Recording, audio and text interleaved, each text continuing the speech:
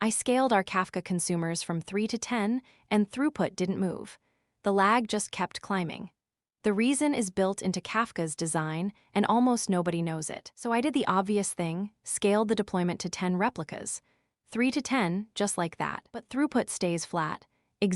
Precisely the same. 7 of those 10 consumers are connected, healthy, and doing absolutely nothing. This is the design.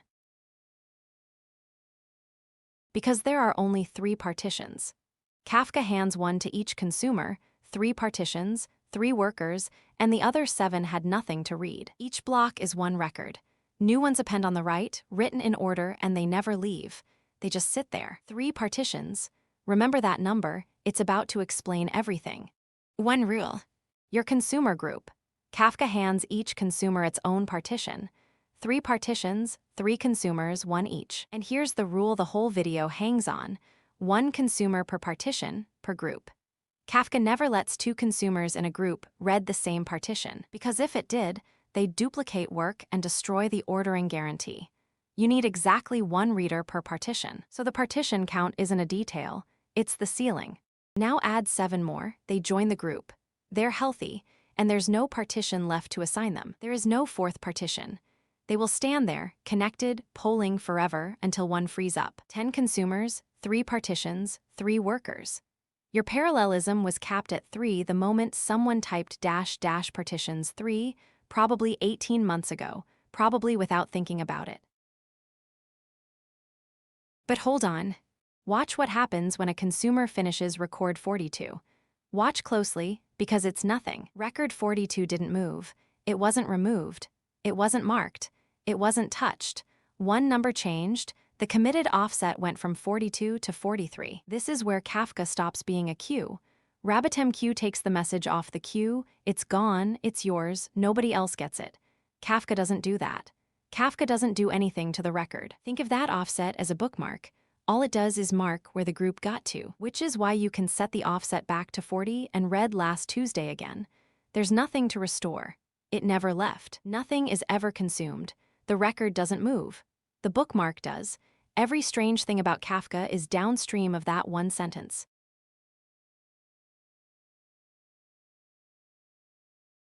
And because nothing is removed, a second consumer group can read the same partitions. Its own offsets, its own pace. Your analytics pipeline is 4 hours behind, and your payment service is real-time, reading the same records, and neither knows the other exists. Try that with a queue. You can't, the first consumer ate it. So add more partitions. 3 to 10. The idle 7 each pick up a partition. And notice what didn't happen. The records already in partition 0, 1 and 2 didn't move an inch. The 7 new ones start empty. Throughput triples. Problem solved, video over. Except how did any record know which partition to go in? The producer hashes the key murmurtwo specifically and takes the remainder. Order 42, hash it, mod 3, partition 1. Every record for order 42 lands in partition 1. That's how it stays in order. Read that formula again, mod 3. Every record for order 42, since forever is in partition 1. You just changed the divisor. The next record for order 42 goes to partition 7. Its entire past is in partition 1. 2 different consumers, 2 different positions, no ordering between them at all. So order.paid can get processed before order.created, because they're in different partitions now and nothing has ever guaranteed order across partitions. You didn't add capacity. You broke every key that existed. The old records don't move. Kafka does not rebalance history. It just starts routing the future somewhere else. Fine, put it back. You can't. Kafka will increase the partition count and it will never decrease it. There's no unwind. So the number you picked 18 months ago, without thinking, is a number you own forever. So what do you actually do? You pick the partition count for the throughput you'll need at peak, not the one you have on launch day, and you overshoot.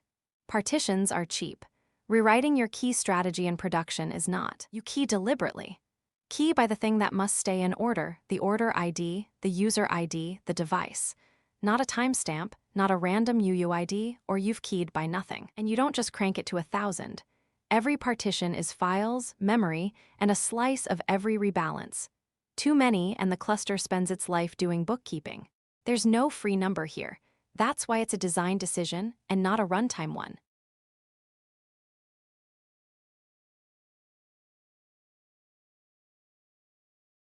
"10 partitions, 10 consumers, 10 bookmarks moving at once, and now the graph does what you expected it to do the first time. The lag drains. Your consumers were never slow. Your parallelism was never about consumers. It was 3 because there were 3 partitions, and no number of workers can read a partition that doesn't exist. One more thing, and you're not going to like it. You've been saying Kafka is ordered this whole time. I've been letting you. Kafka guarantees order inside a partition. That's it. That is the entire guarantee. It has never once promised you order across a topic, which means if you produced without a key, you're created and you're paid for the same order can land in different partitions. Read by different consumers, right now, in whatever order they arrive. Kafka is ordered is a sentence with a missing word. Kafka is ordered per partition. The key isn't an optimization. The key is the only thing standing between you and events arriving in the wrong order, and it's a field most people leave null.